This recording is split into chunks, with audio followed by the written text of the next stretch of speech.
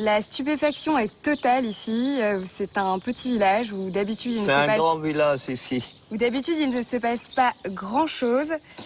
Bonjour Jean-Michel. Bonjour.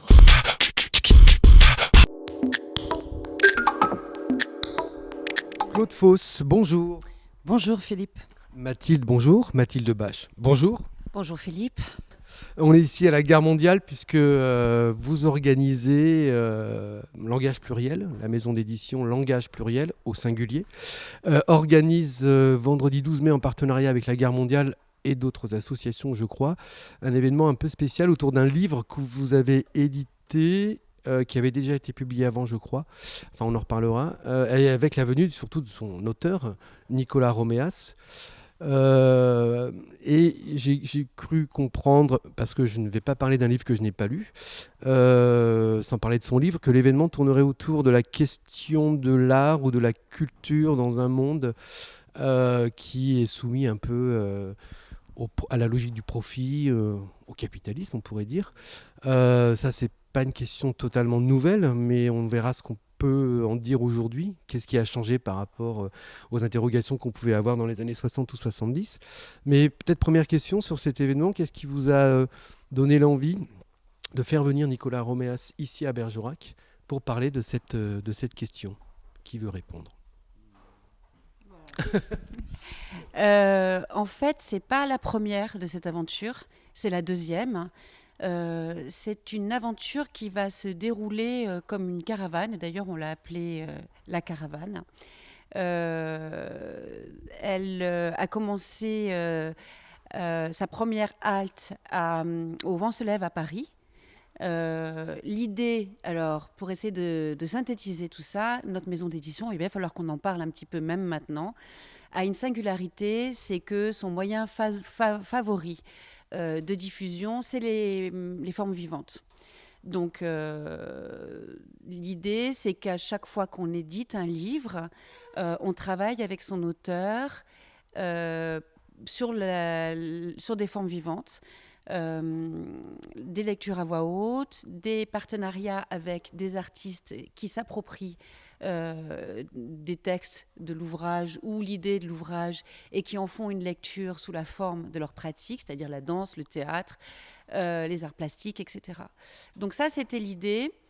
L'idée de cette caravane dont on dit qu'elle continue, c'est qu'elle passe de lieu en lieu, de salle en salle, pour ouvrir le débat sur cette question fondamentale de la place de l'art, de la culture, du geste artistique. C'est très difficile de choisir un terme qui ne serait pas déjà chargé d'un historique compliqué.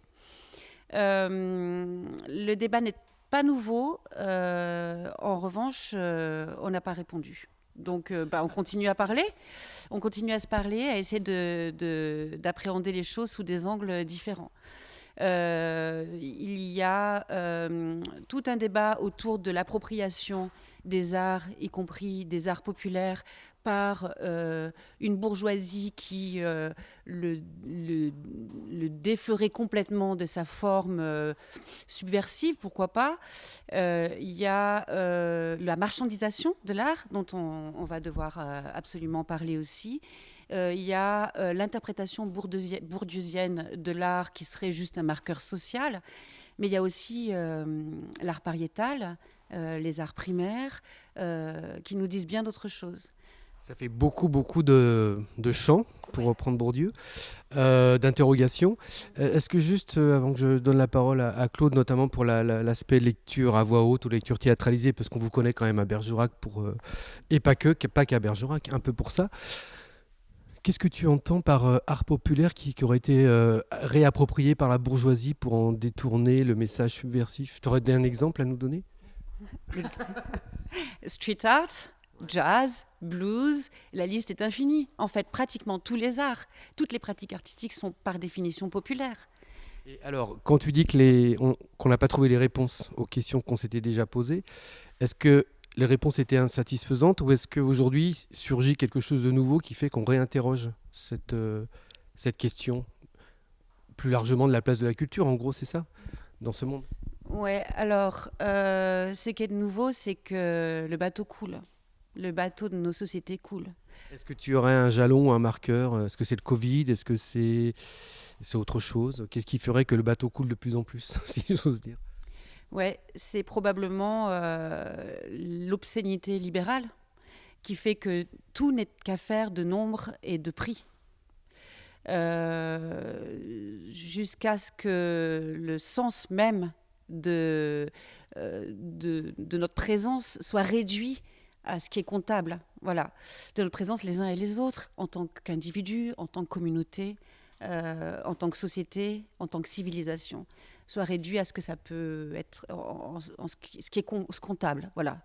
Donc, si on est d'accord, et ça c'est tout l'objet du débat, avec l'idée que l'art est peut-être le dernier espace de subversion, au sens que c'est peut-être un lieu, mais encore faut-il définir qu'est-ce que c'est que le geste artistique, et que peut-être que ça ne peut pas se réduire à ce qui est identifié comme étant un champ très réduit de la pratique artistique. Peut-être que un événement comme les Gilets jaunes, par exemple, un phénomène sociétal comme les Gilets jaunes, pourrait peut-être avoir des liens avec ce qu'on peut considérer comme le geste artistique, au sens que quelque chose s'invente, un langage s'invente, une association d'individus que, a priori, rien ne rassemble, s'invente sur ce temps-là, et que donc la question, c'est peut-être que le geste artistique, c'est un peu plus que ce qu'on considère comme étant l'art. Il faudrait aussi définir subversion, ce qui est peut-être un peu compliqué selon les temps et les périodes. Les formes qu'on pourra voir vendredi 12, notamment, il y aura, je crois, de la lecture à voix haute ou théâtralisée, je ne sais pas. Est-ce que ça, c'est une singularité de langage pluriel, cette approche d'une lecture à voix haute ou théâtralisée? Oui, c'en est une. Je complète ce qu'a dit Mathilde. Effectivement, la maison d'édition met en avant le fait de porter les livres avec des formes artistiques, dont des lectures à voix haute, théâtralisées ou pas. En fait, après, effectivement, les formes s'inventent aussi. S'inventent directement avec nous, mais aussi avec d'autres artistes, comme l'a dit Mathilde. Je voudrais juste compléter par rapport à vendredi sur pourquoi ça s'est co-organisé avec la guerre mondiale. Il se trouve que l'auteur Nicolas Romeas avait et rédacteur en chef, et avait créé une revue qui s'appelait Cassandre Orchamps, qui existe encore sous forme numérique avec le nom de l'Insatiable. Et cette revue a existé pendant plus de 20 ans et traitait déjà de ces questions-là. Donc, ce n'est pas nouveau pour lui, le sujet. Et il se trouve aussi que Henri Devier, qui était l'ancien directeur de la guerre mondiale, était proche de cette revue, avait déjà rencontré Nicolas Romeas, et que ce questionnement-là correspond à un questionnement très fort actuellement. C'est pour ça que les choses se sont organisées comme ça ensemble, hein, et que c'est ici, voilà. C'est important parce que, voilà. Voilà. Et donc, on peut peut-être rappeler le contenu un peu de cette soirée, et puis ce que vous en attendez. Alors, cette soirée, donc co-organisée avec la guerre mondiale, c'est important parce que c'est un acteur du territoire, et ils ont invité effectivement beaucoup d'acteurs, tous les acteurs de la culture, artistique, etc., du territoire, pour s'interroger ensemble sur les questions dont a parlé Mathilde, hein, sur le fond du livre et sur ces questions-là. Donc c'est pour ça que c'est organisé ici. Dans cette soirée, on commence par une forme artistique, c'est important aussi de le dire. Il y a l'intervention de la compagnie Marie l'Enfant. Donc Marie l'Enfant, bien avant l'édition du livre, même la première édition, s'était déjà emparée d'une partie du texte, d'un des textes, pour en créer une forme artistique chorégraphiée, puisque c'est une compagnie de danse qui est basée au Mans. Et donc là, c'est une performance qui démarre cette soirée, et des lectures d'extraits du texte, tout ça pour amorcer ensuite le débat. Plus, la projection du travail d'Olivier Perrault, qui est plasticien. Donc voilà, je rebondis. Donc cette pluralité des formes, c'est c'est pas en introduction, c'est le contenu quand même de la soirée.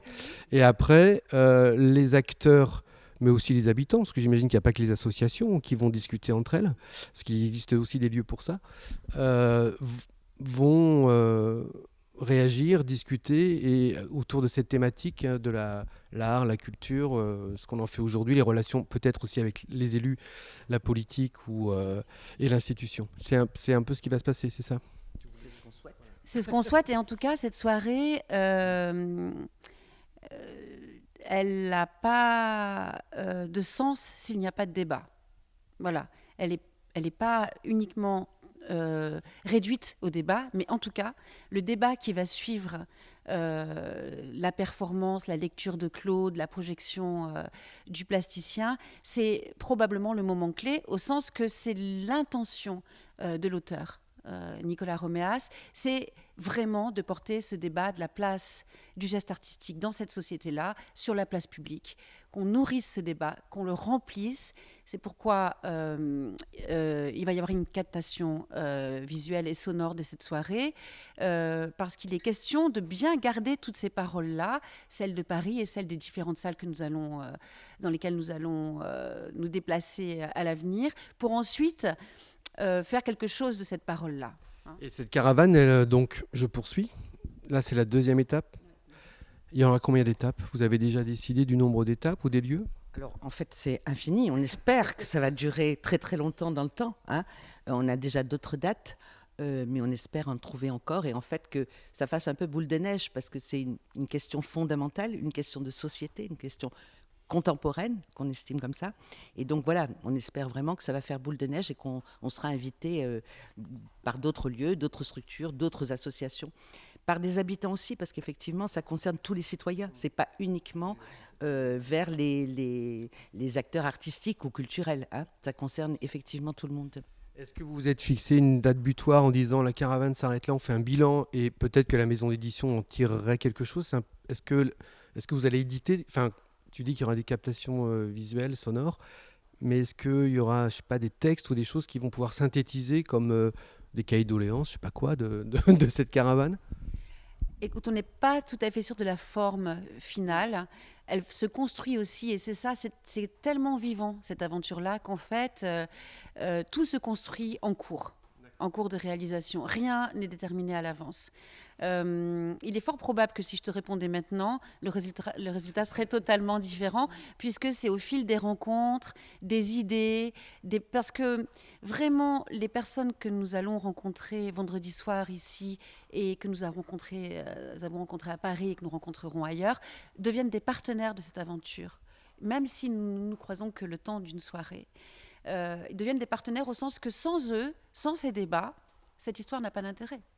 On construit un récit collectif autour de cette question qui nous paraît fondamentale et dont j'ai envie de dire qu'elle est éminemment politique.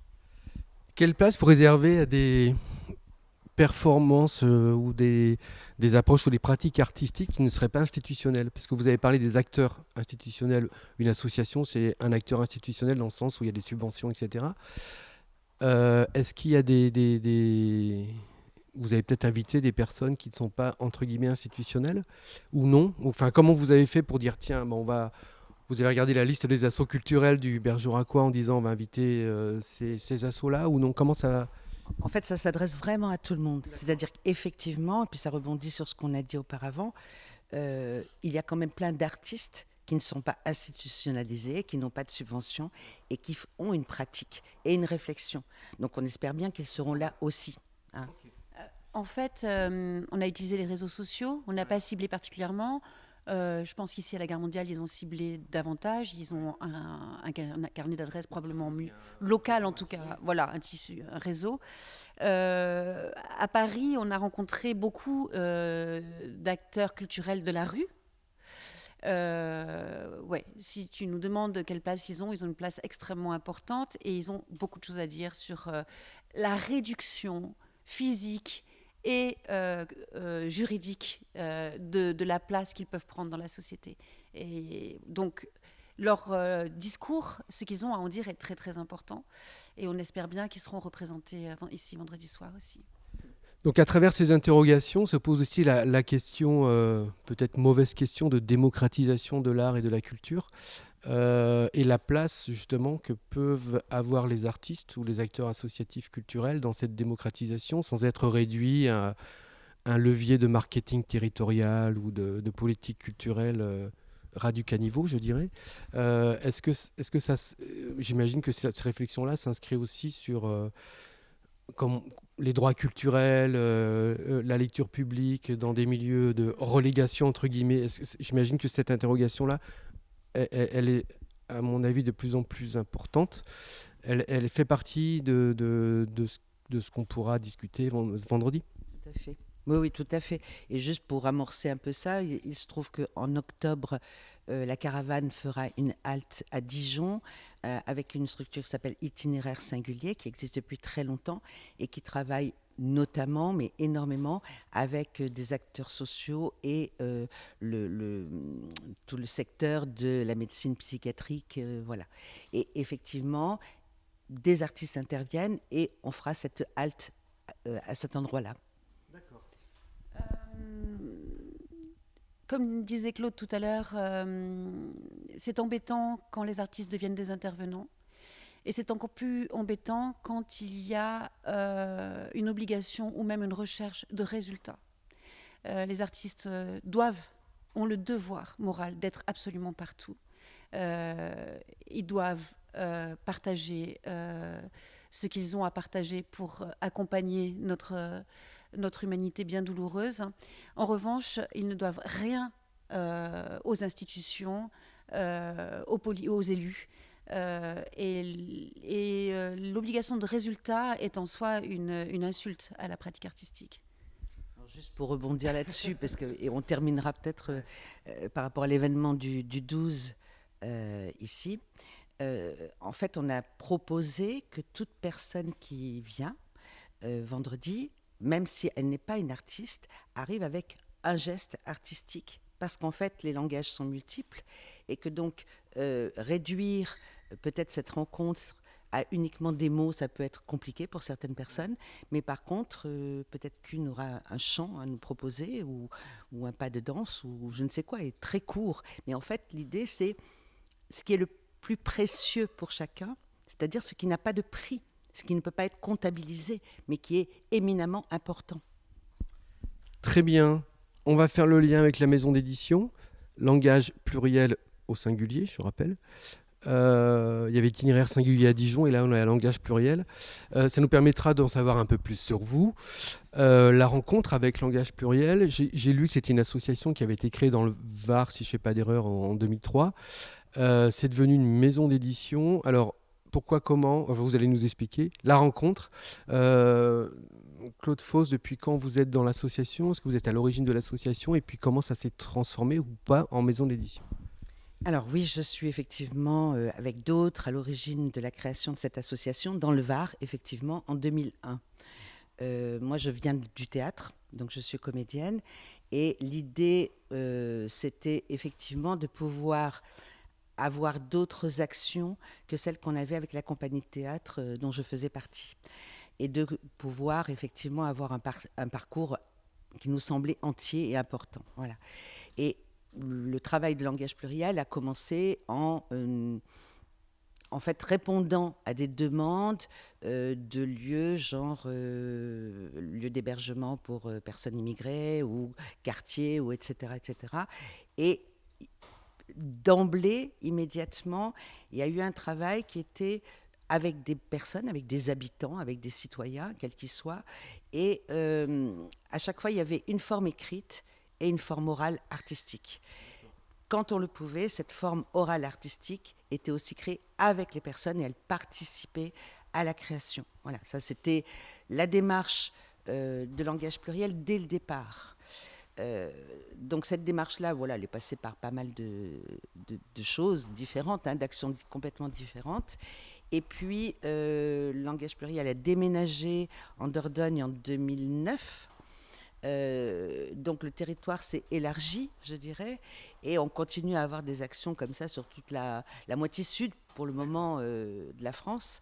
Et c'est à cette occasion que j'ai rencontré Mathilde, et on a commencé à travailler ensemble dès 2009. Entre-temps, mon parcours personnel m'a aussi amené à rencontrer une maison d'édition et à avoir une expérience de plusieurs années en tant qu'éditrice. Et en fait, le fait de prendre en compte la manière dont s'étaient mis en place les actions de langage pluriel avec cette forme écrite et cette forme orale a amené à la création de la maison d'édition. Voilà. Et il se trouve aussi que la rencontre avec Nicolas Roméas et son livre, qui nous semblait contenir énormément de propos, d'interrogations portés par l'association, venait effectivement nous permettre de nous appuyer sur ce texte. Et c'est effectivement le premier livre publié par Langage Pluriel. D'accord. Mathilde, au parcours protéiforme, on va pas refaire ton CV, mais on a compris qu'en 2009, il y a eu cette rencontre avec Claude. Et à quel moment tu t'es engagée dès 2009 dans l'association ? Oui, je me suis engagée dans l'association dès 2009 sur un travail de recherche sur de quoi est composé notre territoire, de qui, de quelle population, de quel mouvement migratoire est composé notre territoire. Donc j'ai accompagné Claude sur une partie de ce projet-là. Moi, je suis animatrice socioculturelle, un peu travailleur social aussi. Mon fonds de commerce, c'est plutôt comment on fait pour vivre ensemble. Voilà. Mais avec quand même le soutien de la culture, de l'art, je ne sais comment le dire. Donc voilà, donc pour le redire bien clairement, Langage Pluriel, c'est d'abord une association qui répond à des appels à projets. Donc voilà, le terme est un tout petit peu sclérosé, mais ça veut dire des gens qui cherchent, des gens qui travaillent pour eux et qui savent le faire. Nous, on sait faire ça. Et puis, on est venu à créer une maison d'édition pour faire le boulot comme on voulait qu'il soit fait, avec cette singularité que je rappelle, qui est la diffusion par les formes vivantes, par des formes artistiques vivantes. C'est ce qui fait notre singularité, vraiment, quoi. Je voudrais juste compléter, parce qu'on a oublié un partenaire important pour le 12, qui est la librairie La Colline aux Livres, qui sera présente. Donc ce sont aussi des partenaires. On ne va pas diffuser en ayant peut-être la même démarche que toutes les maisons d'édition, mais dès qu'on peut avoir un libraire partenaire qui fait son travail et qui fait aussi durer les livres dans le temps, on est bien entendu tout à fait content de les avoir, quoi. Donc toute la filière livre sera là, de l'auteur à l'éditeur au libraire. Concernant la maison d'édition, j'ai lu, et ça m'a rappelé quelque chose. Je ne savais pas que c'était vous, mais vous avez aussi édité, il me semble, tout un livre. Alors, ce n'est pas dans la collection Traces. J'ai vu qu'il y avait 2 collections, c'est hors collection, sur les immigrés italiens en Aquitaine. Et il n'y a pas eu un événement il y a quelques temps, notamment plutôt dans le sud, à Aimé, c'est ça. Et donc, ça, c'était vous, ce travail-là. Donc, on comprend l'articulation avec les objectifs de l'association. Et pourquoi avoir travaillé sur la mémoire des immigrés italiens ? Alors, d'abord, ce n'était pas uniquement les immigrés italiens, c'était ce qu'a évoqué Mathilde, c'est-à-dire qui compose ce territoire, qui le fabrique, qui l'habite. Et à ce moment-là, il y avait un lien avec l'amicale laïque de Saint-Thomas de Cadellèche. Et ce lien culturel, en fait, a fait qu'on s'est interrogé sur qui habitait le territoire.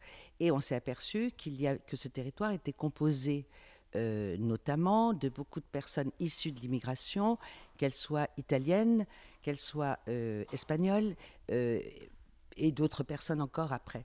Et la première, c'était une migration interne qui est arrivée, c'est une migration bretonne. Alors, ce n'était pas de notre pays, mais en fait, ça correspondait au fait qu'à la fin de la Première Guerre mondiale, ce territoire était déserté, parce qu'il y avait la politique de l'enfant unique. Enfin, je ne vais pas tout retracer là, ça serait un peu long.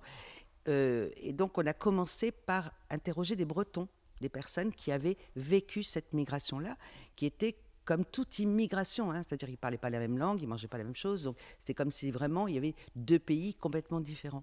Et ensuite, on a continué ce travail avec la migration italienne, la migration donc espagnole.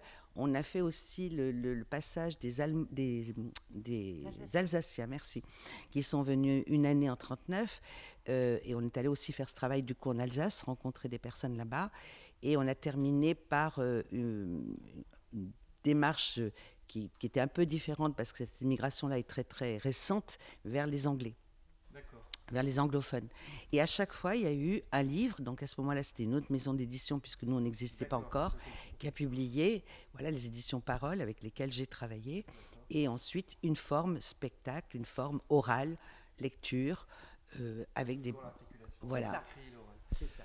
Question naïve, un peu idiote, mais pourquoi avoir voulu créer une maison d'édition? Parce que j'imagine que le monde de l'édition, ça va être quand même très compliqué aujourd'hui pour pouvoir ne pas être dans le rouge. Pourquoi ne pas avoir continué à travailler avec Parole? Enfin, qu'est-ce qui a poussé l'association à créer sa maison d'édition propre? En fait, je crois que ce qui est vraiment extrêmement important, c'est d'abord très clairement qu'on veut être complètement libre de ce qu'on va éditer, qu'on ne veut pas être soumis à des questions économiques, etc. Alors, c'est très ambitieux, hein. C'est très risqué aussi.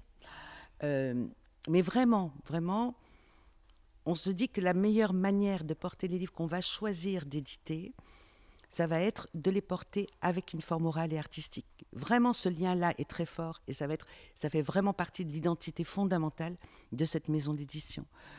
Comme je disais, on est très content d'avoir des libraires avec nous qui viennent, etc. Mais ça va être cette manière-là dont on va diffuser les livres.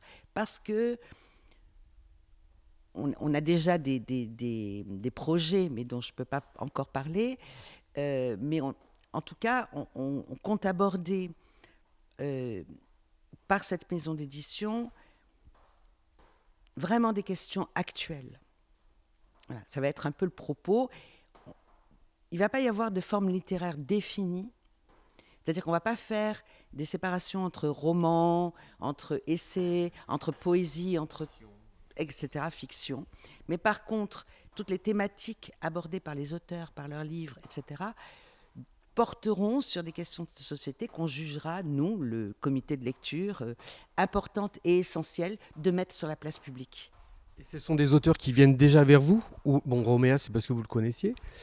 Il y a déjà des auteurs qui viennent vers vous? C'est encore un peu tôt pour... ou est-ce que c'est des auteurs que vous connaissez, que vous voulez éditer? Comment ça se déroule?